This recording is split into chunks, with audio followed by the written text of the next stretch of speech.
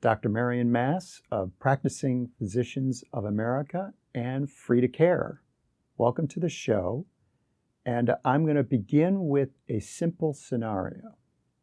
The scenario is your friend Kay goes into CVS or Walgreens, a big box pharmacy, and gets her prescription filled, but walks out the door thinking, oh my goodness, healthcare is so expensive, and it's a good thing I have insurance. However, what she completely missed while inside was the fact of all the money that's moving around behind the scenes that drives the cost upward when it should be going downward. Now, this is my perception.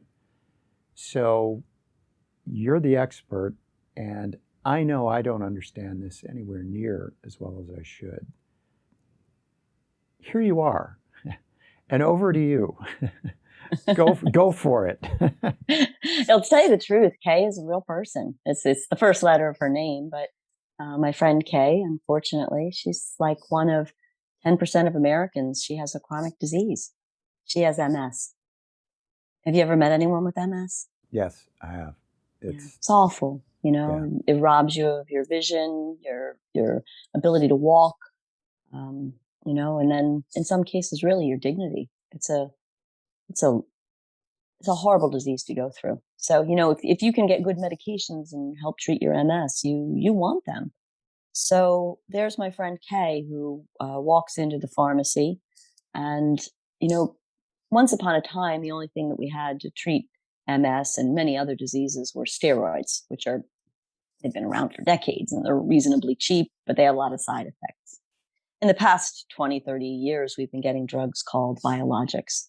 Biologics are drugs that are made in nature, that are actually found in nature, but a pharmaceutical company does the hard work of uncovering the fact that they actually work against certain diseases. So there's a lot of biologics out there, and biologics have, what would you say, like knockoffs, like drugs that are similar or almost identical, and we call those drugs biosimilars.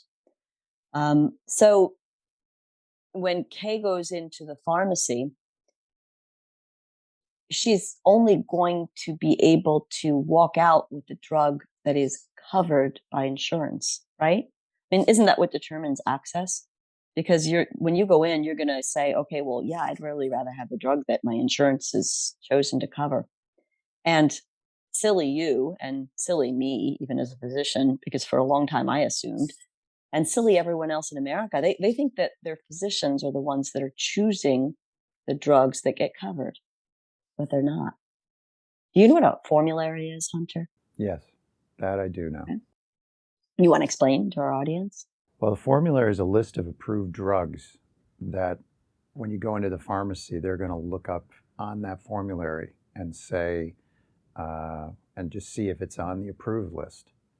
And if it's not, and correct me if I'm wrong, I believe that's when your co-insurance will kick in. Am I about right on that? It works different ways. So the formulary is the list of drugs, and it comes in tiers. So, tier 1 is the one that they really want you to pick. And, tier 2, well, maybe you can get to tier 2 if you try a tier 1 and it doesn't work. But there's tier 3 and so on and so forth. So for the drug to be on the formulary, that's great for the drug company, right? Because then it means that their drug is the one that gets covered. And in addition, you'll notice that these formularies sometimes switch. So you could be trucking along, and my friend Kay could be on a drug that's working great for her MS, and she's on a drug that's covered, and then all of a sudden, they had something that happens that's called non-medical switching. So the old switcheroo happens, and now all of a sudden, the insurance company's covering, instead of drug X, they're covering drug Y. Non-medical switching hampers many patients. I mean, not just MS patients, but imagine you're a patient with seizures and you are stable on your anti-seizure medication. You're not having any seizures, so you're able to drive. Now, all of a sudden, the insurance company comes along and says, nope, you can't take drug Z, you must take drug Q, and you have a seizure, and you're not able to drive for 6 months. The drug got switched. Your physician didn't make that switch. We're going to talk about who made that switch in a moment. In addition, when you're trying to figure out what drug works best for your MS or for your seizures or maybe for your rheumatoid arthritis, sometimes they make you go through a series of steps. This is called step therapy. So they'll say, well, you have to try the drug that's on tier 1 in the formulary before we can try you on drug 2, on tier 2. So you may know already, because you tried drug 1 years ago, you may know that it doesn't work, but they'll still make you go through trying drug 1 and fail it, even if you tell them, so that you can get to drug 2. So you see, the formulary is essential, right? Because no one with drugs that are pricey in any sense of the form, no one is going to purchase or get a drug. They're not going to get access to a drug unless it's covered. And the drugs that are covered are defined as the ones that are listed on the formulary, and they're even listed in a specific order, a preference order. And I just told you a few minutes ago, your physician isn't making the formularies. So who's making the formularies? 3 letters. You want to say it with me? PBM. PBM. Some people say pharmacy benefit managers. Some people say programs bilking millions. Some people say pirates buying, medications. You could say any of those Where's things. Johnny Depp when you need him? I know. Could he do the show? So, yeah, PBMs, pharmacy benefit managers. And these guys are all over the news. We'll talk about this at the end, but they're the ones who make up the formularies. This is really sounding like an oxymoron. Yeah, it just doesn't proportions. sound good. Like, Benefit? Who's benefiting? Them. Yeah. When you sniff something and you're like, oh, this doesn't smell right. I mean, this should already have you nervous, because the pharmacy benefit managers are a bunch of suits. They're people in suits. These are like the paper pencil, the paper pushers. These are the bean counters.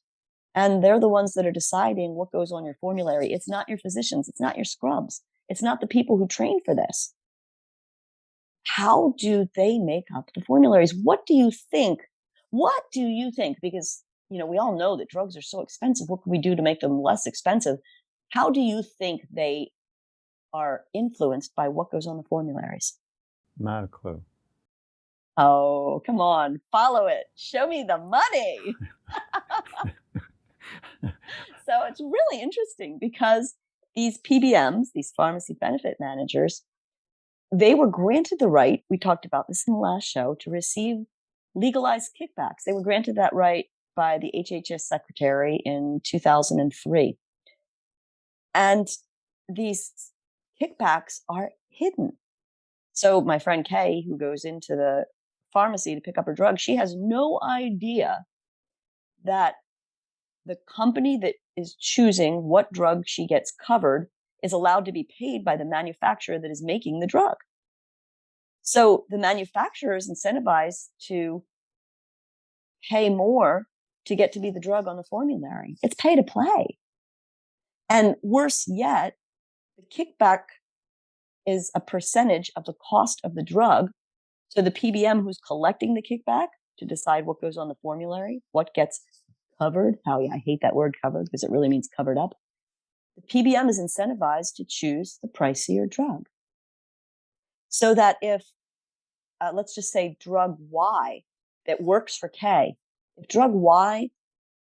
the cost of drug Y is really $100, the PBM, are they going to want to choose drug Y? Are they going to want to choose drug Z that costs $1,000? The latter. Because keep in mind, the PBM, the kickback that they collect is a percentage of the price of the drug. There's no so incentive. They're going to pick. There's no incentive to go low. Forget it. There's incentive to go high. It's a perverse incentive. So essentially, we could potentially be choosing medications, or the PBMs could be choosing medications that benefit them. And now if I tell you that PBMs are, owned by insurance companies, and everyone thinks, like, oh, in America, oh, the insurance companies, they're making all the money.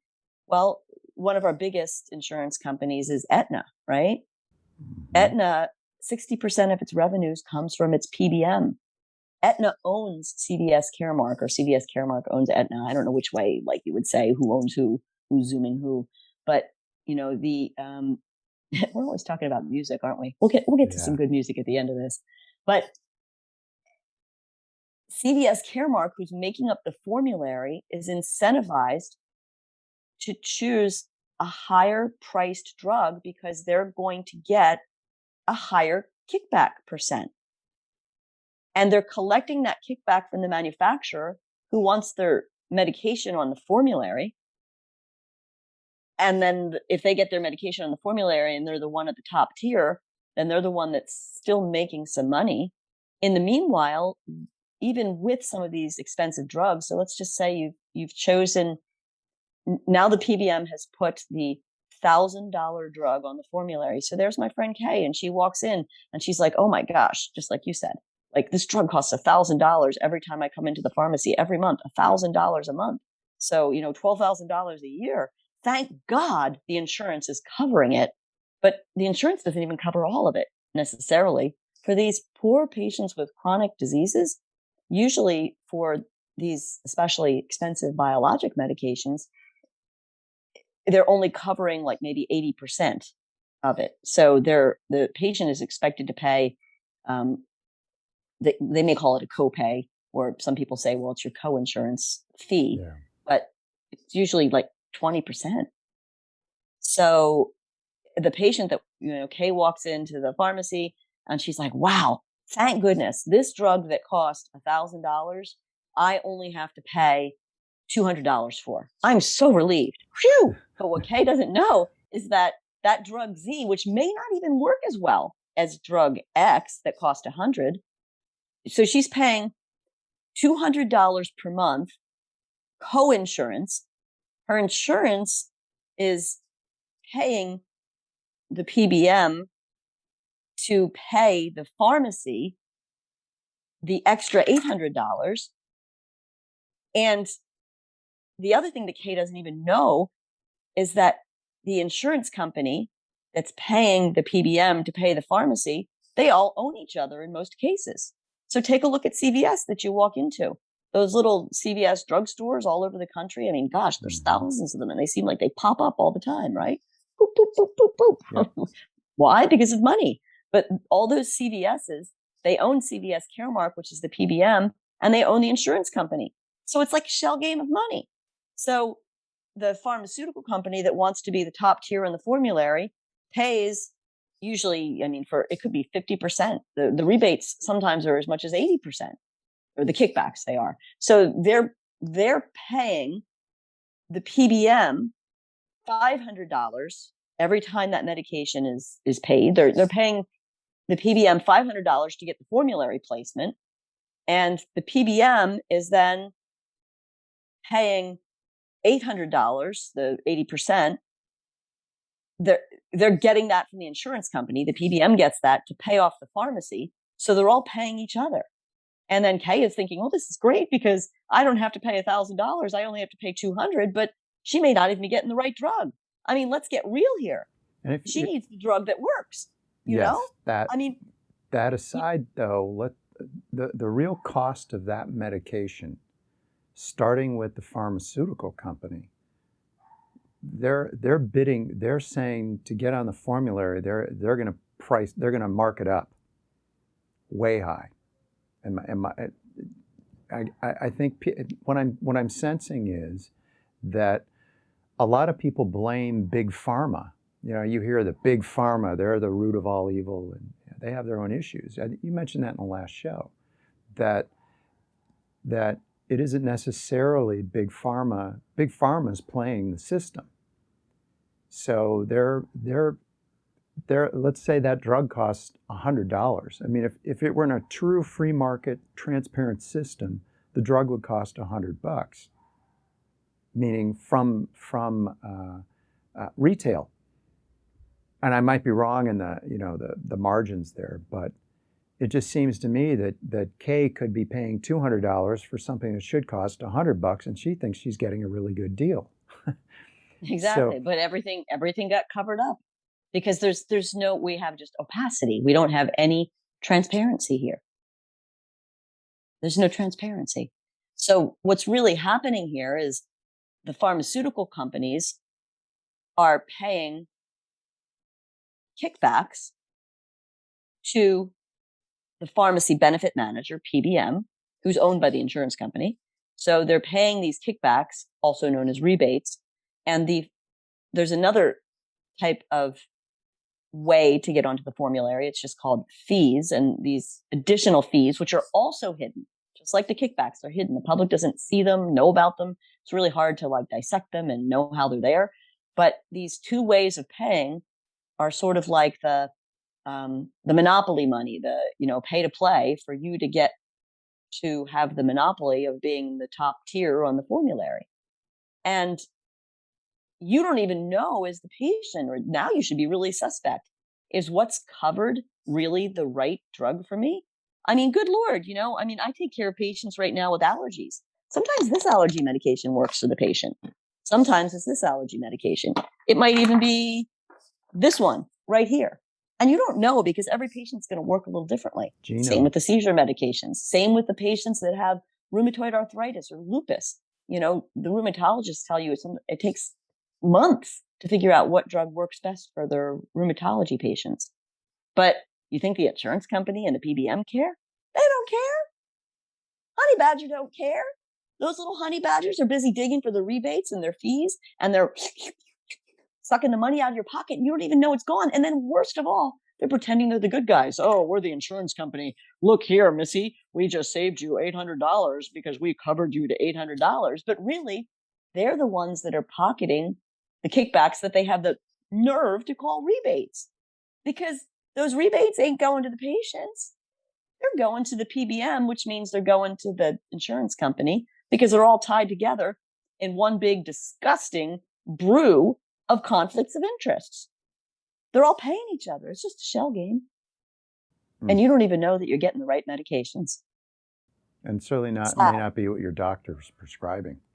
I mean, the intent of your physician, the intent of your physician is that this drug is going to work for you based on their knowledge.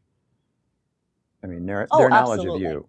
So all of a sudden we have the situation where it's being changed, and, then the doctor has to spend more time trying to get it, if they can, get it changed back to what works for you. But that sounds like a real hornet's nest. And what a cluster. I cleaned that up. Yeah. So now you get back to Kay, and Kay is thinking to herself, and probably every patient in America, they're thinking to themselves, so if they're the 10% that's unfortunate to have a chronic disease, I mean, they're thinking to themselves, I need coverage. I need to be covered. Thank God I have coverage, but they're not realizing where all the money is going.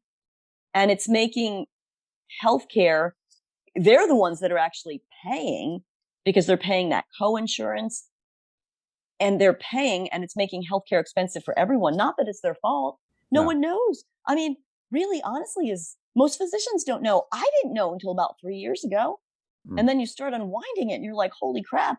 And then you have that evil brew of people that, let me tell you, if I ever end up sleeping with the fishes, I can tell you who to investigate.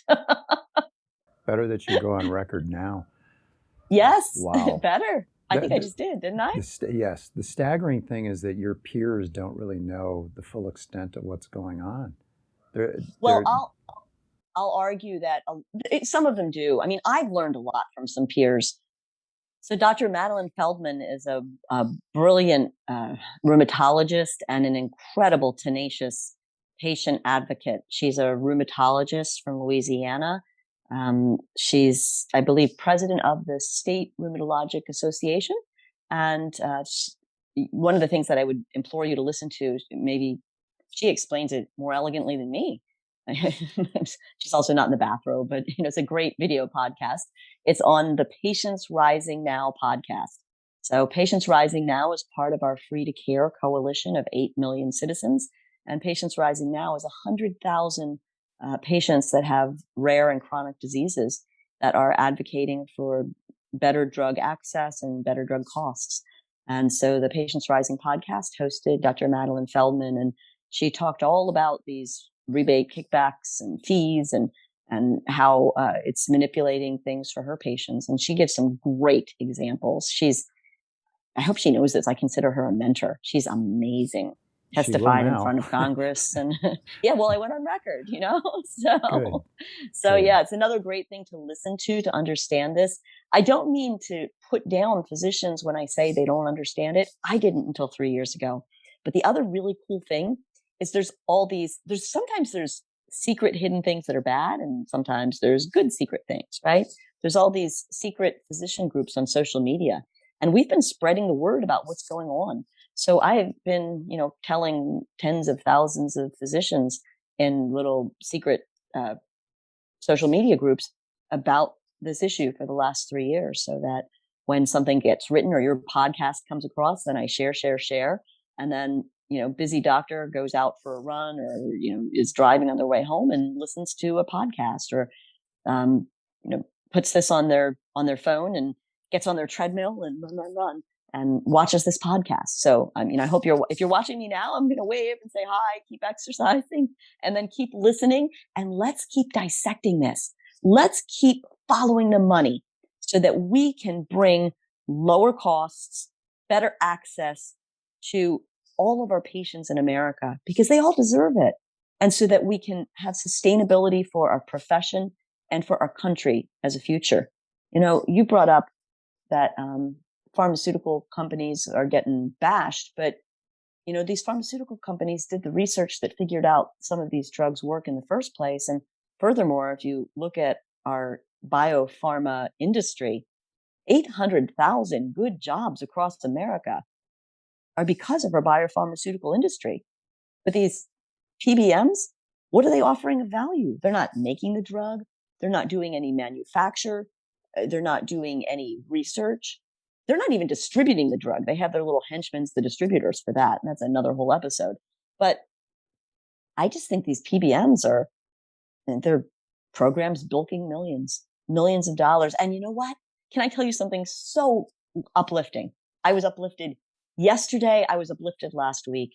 Last week, there were drug pricing hearings in Congress, in the Energy and Commerce Committee.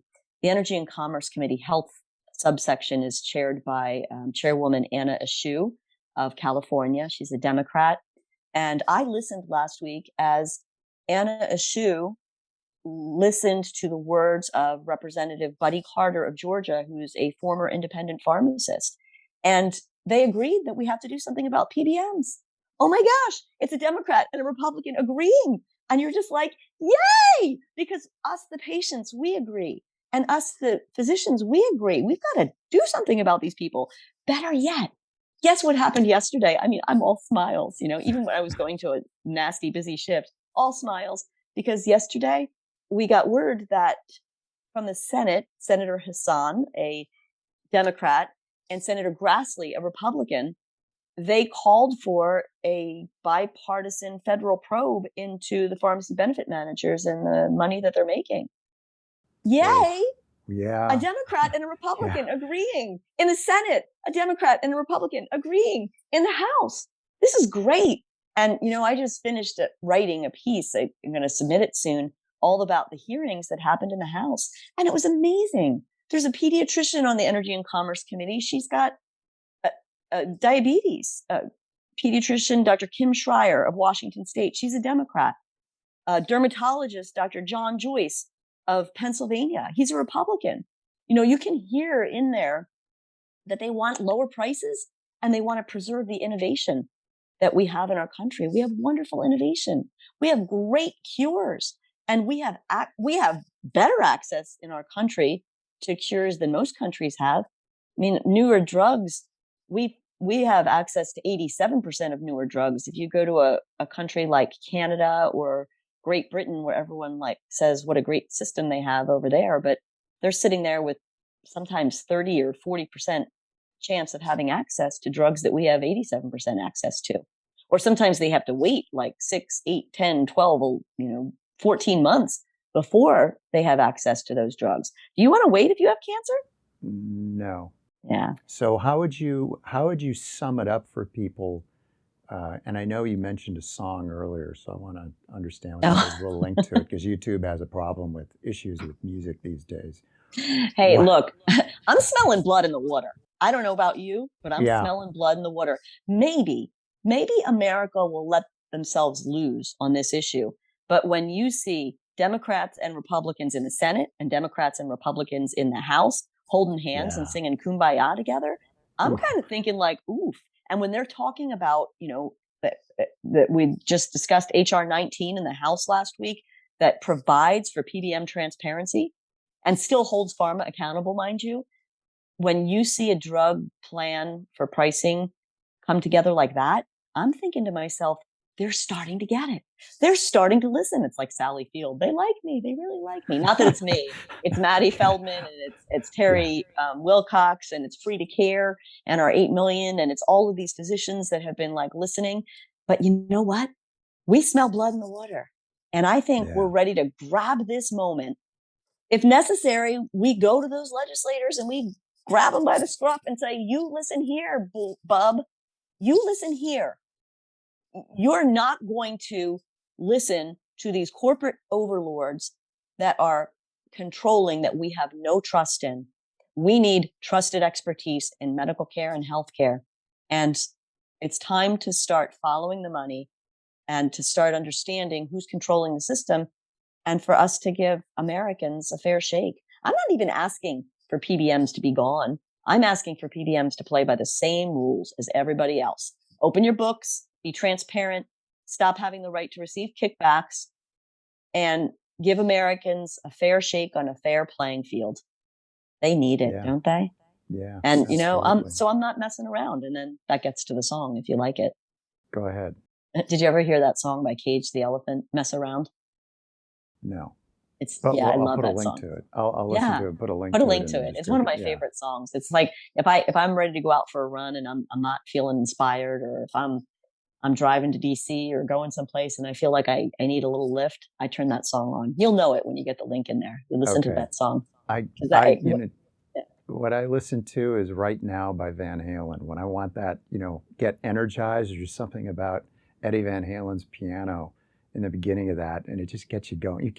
You cannot feel but energized when listening to that song. So that's my go-to song for getting revved up. I mean, if I'm feeling down before a show, boom. Every time we record, we should have a song that we end with or talk about. It's a lot of fun. It makes it more fun. But in any case, all right. What can people do to support what you guys are doing? What's one or two things they can do? Join an organization. I know Free to Care and others, but is there something else that they ought to know about? Like, should they be contacting their senator, their Congress critter, their, what can they do? Absolutely. So I'll give you very specific things. So go to free, the number 2, care. And if you are a physician, you can find one of the physician groups and join that physician group. You become part of Free to Care.